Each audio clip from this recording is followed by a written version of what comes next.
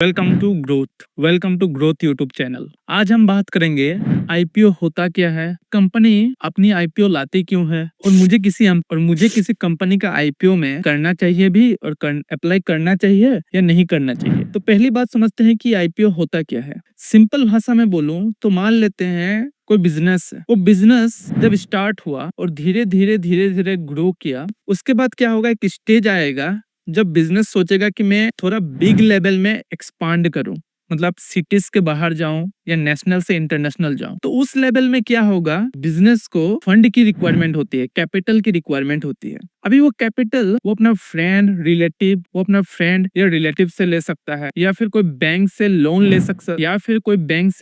ले सकता है जिसको हम लोग डेट बोलते हैं, या फिर कुछ छोटा मोटा, या फिर उसका अगर जो बिजनेस उसने छोटा से लेके थोड़ा बड़ा किया, उसी बिजनेस से जो भी प्रॉफिट हुआ होगा उसको यूज कर सकता है। और एक उपाय होता है कि वो पब्लिक से ही पैसा ले ले। अभी पब्लिक से जब वो पैसा लेता है, वही प्रोसेस को आईपीओ बोलते हैं। यानी मैं मेरा बिजनेस को एक प्लेटफॉर्म में लॉन्च करूंगा जहां पे पब्लिक मेरा कंपनी को देखेंगे और उनको अगर अच्छा लगा तो वो मेरा कंपनी पे इन्वेस्ट करेंगे।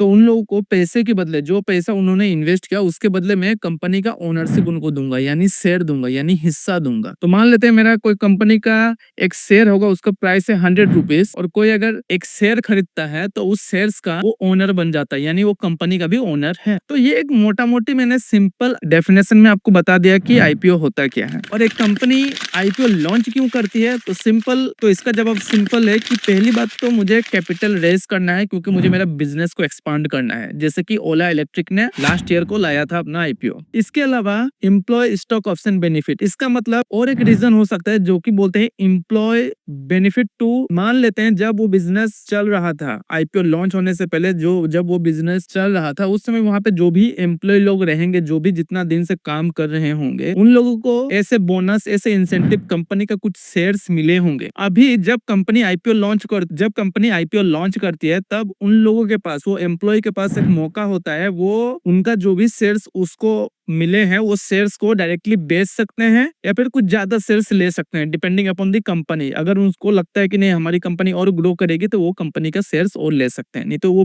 बेच के एग्जिट कर सकते हैं। Same to same benefit early stage investor को होता है, जो कि इनिशियल स्टेज में कंपनियों पे इन्वेस्ट करते हैं। जैसे हो गया एंजल इन्वेस्टर, जैसे इनिशियल स्टेज में इन्वेस्ट करते हैं, मतलब सीड राउंड हो गया, सीड ए राउंड हो गया, सीड बी राउंड हो गया, ये सब आपने सुना होगा। तो ये सब जो इनिशियल स्टेज होता है, वहां पे जो लोग इन्वेस्ट किए होते हैं, तो उन लोगों को एक अर्ली एग्जिट करने का एक मौका मिलता है। जैसे पेटीएम ने जब अपना आईपीओ लॉन्च किया था, तब वहां से सॉफ्ट बैंक, जो उनका अर्ली स्टेज एक इन्वेस्टर था, उन्होंने एग्जिट किया था। इसके अलावा जब कंपनी आईपीओ लॉन्च करती है तो कंपनी का एक इमेज बनता है, कंपनी का एक ब्रांड बनता है, क्योंकि वो लिस्ट होगा, पब्लिक का इमेज में आएगा, कंपनी एक ट्रस्टवर्दी की तरफ से आगे बढ़ने का चांसेस ज्यादा होता है। तो ये सब मैंने एक नॉर्मल रीजन आपको बताया क्यों ये कंपनी आईपीओ लॉन्च कर। नाउ अभी आपके मन में होगा कि आपको कोई कंपनी का आईपीओ में अप्लाई करना चाहिए या नहीं करना चाहिए। देखिए, इसका दो एंगल से आपको देखना पड़ेगा। पहला एंगल, अगर आपको कंपनी का बिजनेस मॉडल समझ में आ रही है, अगर आपने कुछ रिसर्च वगैरह अपने में किया हुआ है, अगर आप मार्केट वॉलेटिलिटी समझ सकते हैं, तो आप उस आईपीओ में इन्वेस्ट कर सकते हैं। लेकिन अगर आपको गारंटीड रिटर्न चाहिए, मतलब आप सोच रहे हो कि नहीं मुझे गारंटी रिटर्न मिलनी ही चाहिए, या फिर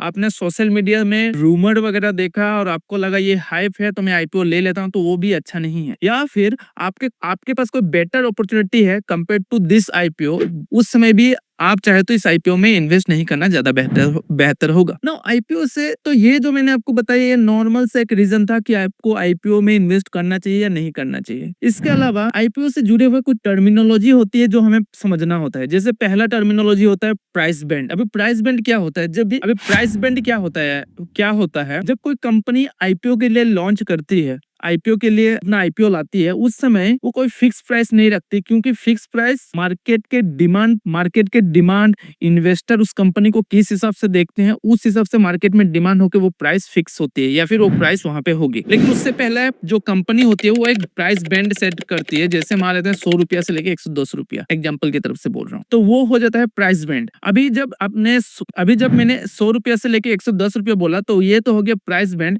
इसके अलावा एक आता है cut off price.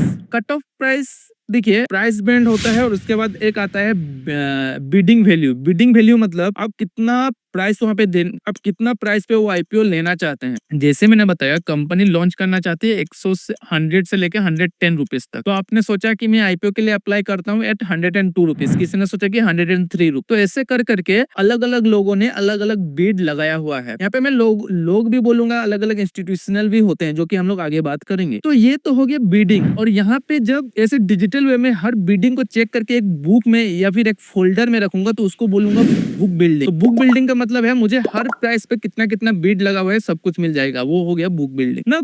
As a retail investor एक फायदा मुझे ये मिलती है कि मान लेते हैं मुझे कंपनी का कुछ आइडिया है नहीं, कि मुझे पता नहीं कि 100 टू 110 के बीच मुझे कौन सी प्राइस में लगाना है। तो मैं क्या करूंगा कि मैं कट ऑफ प्राइस सेट कर लूंगा कि कंपनी जो भी प्राइस सेट करे मुझे मिल जाए तो चल जाएगा। कंपनी को जो अच्छा लगे, कंपनी जो प्राइस सेट करेगी उस प्राइस में मैं एग्री हूँ। अभी कंपनी कौन सी प्राइस सेट करेगी इसका मतलब होता है जैसे जैसे बिल्डिंग लगना स्टार्ट होती है तो कंपनी मान लेते हैं 1 लाख शेयर लॉन्च करना चाहती है। तो किसी ने 110 रुपए पे 5 लाख मिला होगा, 108 रुपए पे 3 लाख मिला होगा, 102 रुपए पे और 2 लाख मिला होगा। तो टोटल मिला के आप देख सकते हैं ना, ऊपर से जब आप कैलकुलेट करोगे तो जाके सबसे हाईएस्ट प्राइस पे 5 लाख का शेयर बिड लगाया हुआ है, उसके नीचे 3 लाख का, तो जो ओवरऑल 10 लाख हो जाता है उसके बाद, तो वही प्राइस के बीच वाला प्राइस वो लोग ले लेते हैं। मतलब मान लेते हैं 110 बीच वाला प्राइस वो ले लेते हैं। तो वो जो प्राइस होता है वो होता है कट ऑफ प्राइस। तो ऐसे रिटेल इन्वेस्टर आपको क्या फायदा मिलता है कि आप कट ऑफ, जब आप आईपीओ लॉन्च करते हो तो आपको कोई बैंड वगैरह,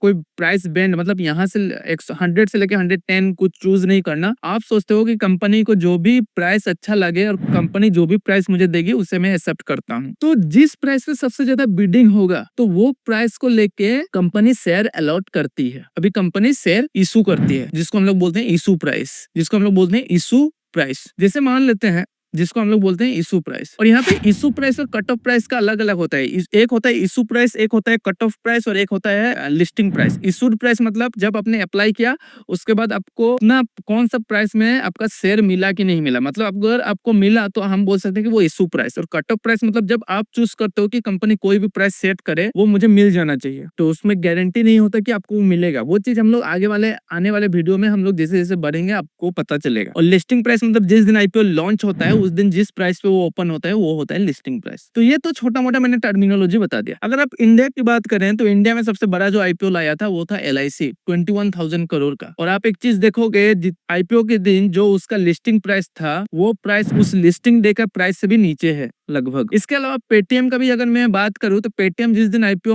अपना आईपीओ लॉन्च किया था उस दिन 27% क्रैश हो गया था। उनका आईपीओ था ओवरऑल 18,300 करोड़। लेकिन कुछ सक्सेस स्टोरीज भी हैं, जैसे IRCTC, उनका इशू प्राइस था 320 और जो लिस्टिंग प्राइस था 644, यानी इन्वेस्टर एक ही दिन में डबल कर दिया अपने कैपिटल को। तो मैंने आपको एक ओवरऑल जर्नी बता दिया कि आईपीओ के लिए आप कैसे अप्लाई कर सकते हो, कैसे कैसे चीज को देख सकते हो, आईपीओ के लिए आप कैसे अप्लाई कर सकते हो। और यहाँ पे जब तक आप खुद अप्लाई नहीं करोगे आपको एक आइडिया नहीं मिलेगा। लेकिन वही मैंने आपको सिंपल भाषा में बता दिया कि आपको कब कोई कंपनी में आईपीओ अप्लाई करना चाहिए और कब आपको अप्लाई नहीं करना चाहिए, वो सबसे इंपॉर्टेंट बात होती है यहाँ पर। और आप कितना प्राइस देना चाहते हैं वो आईपीओ के लिए, मतलब आपके नजर में वो बिजनेस कितना वैल्यूएबल है, कितना वैल्यू देना, अपना प्राइस पे करना चाहते हैं उस वैल्यू के लिए। तो दोस्तों वीडियो अगर अच्छा लगा तो लाइक कीजिए, चैनल में अगर पहली बार आए हैं तो सब्सक्राइब भी कर लीजिए। और